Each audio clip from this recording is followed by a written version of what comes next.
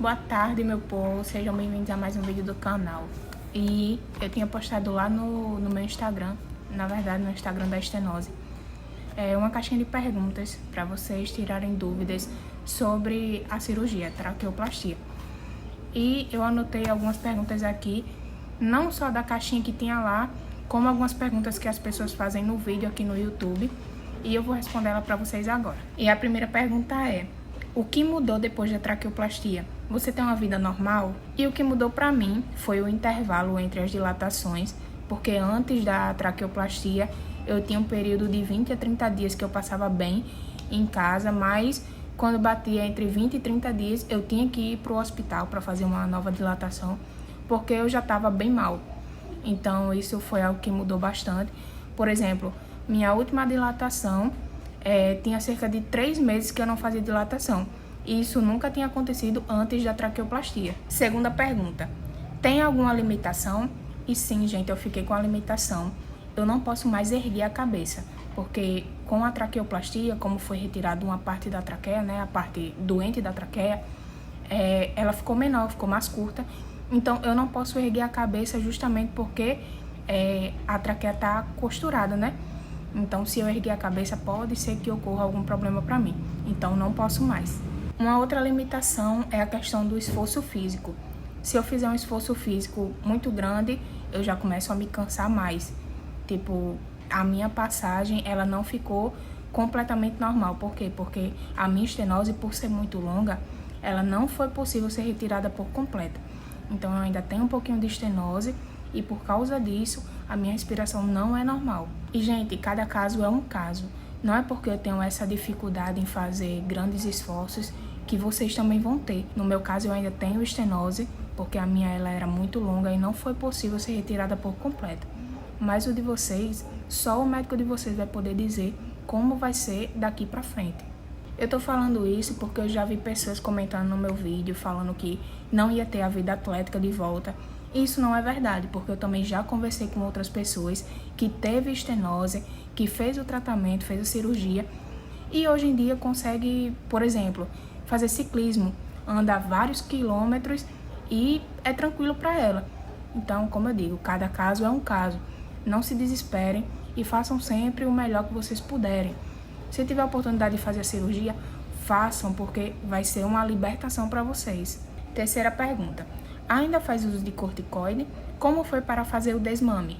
Sinceramente, desde quando eu comecei o tratamento para estenose, eu não me recordo de um tempo prolongado que eu passei tomando corticoide.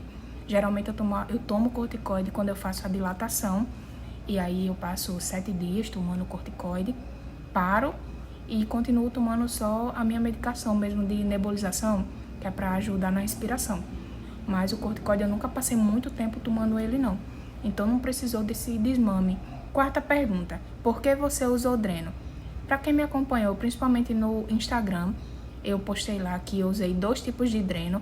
Um é o dreno de Blake e o outro é o dreno de Pigtail. E os dois têm funcionalidades totalmente diferentes. O dreno de Blake ele é utilizado para drenar fluidos corporais, porque esses fluidos eles tendem a se acumular e podem gerar infecções. Já o dreno de Pigtail ele é utilizado apenas para drenagem de ar. Por essa razão, ele tem um calibre muito menor que um tubo de drenagem. E esse dreno ele é usado em casos de pneumotórax. E o que é o pneumotórax?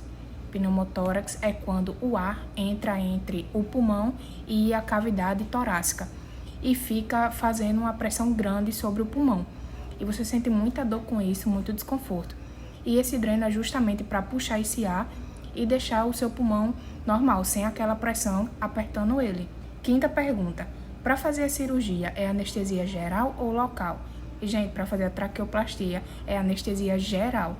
Você vai dormir, não vai sentir absolutamente nada, e quando você acordar, já vai estar tudo certinho, tudo feito, e você já vai estar de repouso. Sexta pergunta: depois da cirurgia, ficou sem falar ou saiu falando normalmente? E, gente, assim, eu acho que eu entendi a pergunta. É tipo, você não conseguia falar ou você falava normal? E eu saí falando normalmente. Lógico que eu não tinha com quem conversar porque eu fui direto para a UTI. Eu passei 7 dias na UTI lá e eu não tinha como ficar conversando. Mas eu saí falando normalmente. podia chamar a enfermeira, podia falar qualquer coisa. Mas eu evitava, né? Porque como era o que tinha sido feito na garganta, né? De certa forma, então eu evitava ficar conversando, mesmo quando eu saí da UTI. 7ª pergunta. É normal sair ar ou catarro pelo buraco do dreno? Gente, eu não sou especialista, mas eu acredito que não seja normal. Porém, cada caso é um caso. O ideal é que você procure o seu médico e veja com ele o porquê que isso está acontecendo, se é normal ou não. No meu caso, não aconteceu isso, graças a Deus. Mas veja com seu médico, porque vai ser a melhor alternativa que você tem. É procurar ele, porque ele sabe do seu quadro por completo. 8ª pergunta. Queria saber se fica um cano na traqueia. E não, gente, esse procedimento é a traqueostomia. Traqueoplastia é a cirurgia definitiva. É onde você tira o pedacinho da traqueia, o pedacinho doente da traqueia e une o restante que está saudável. A traqueostomia é quando você faz um buraquinho nessa região do pescoço e você coloca uma cânula para que você possa respirar melhor. 9ª pergunta. Você fez broncoscopia após a cirurgia?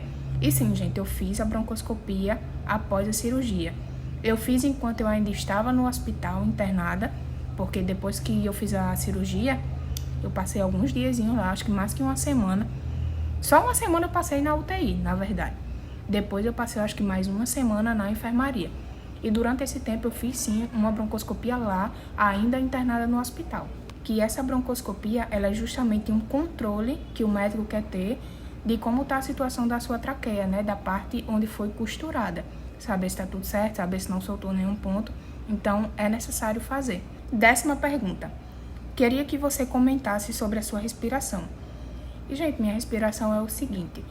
Enquanto eu estou em repouso, ela é tranquila. Eu respiro normalmente, não tenho cansaço.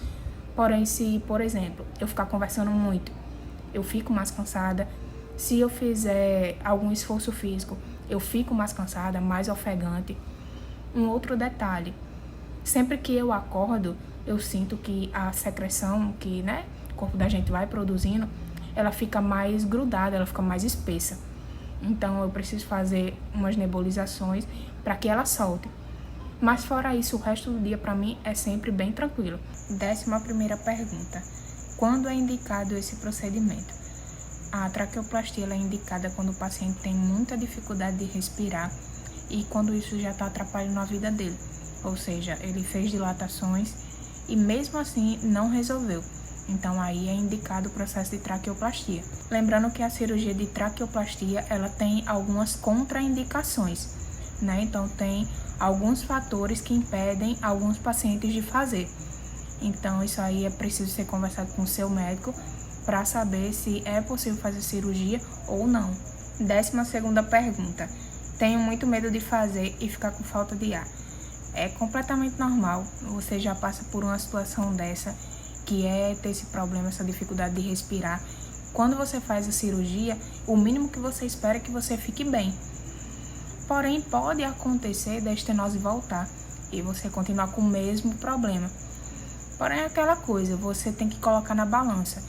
Se você não fizer o tratamento correto, no caso a traqueoplastia, pode ser que você passe sua vida inteira dilatando e isso traga até outros prejuízos para você. Você fazendo a traqueoplastia, as chances são muito maiores de você tentar ter uma vida normal novamente. 13ª pergunta. Gostaria de saber se corre o risco após a ressecção.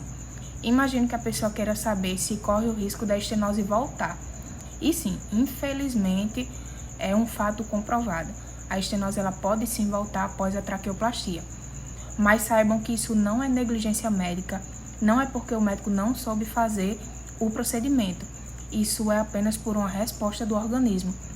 Ele pode responder de uma forma muito exagerada e acabar causando o fechamento da traqueia novamente. 14ª pergunta. Ouvi falar que só pode ser feita depois de cicatrizar, para não correr o risco de voltar.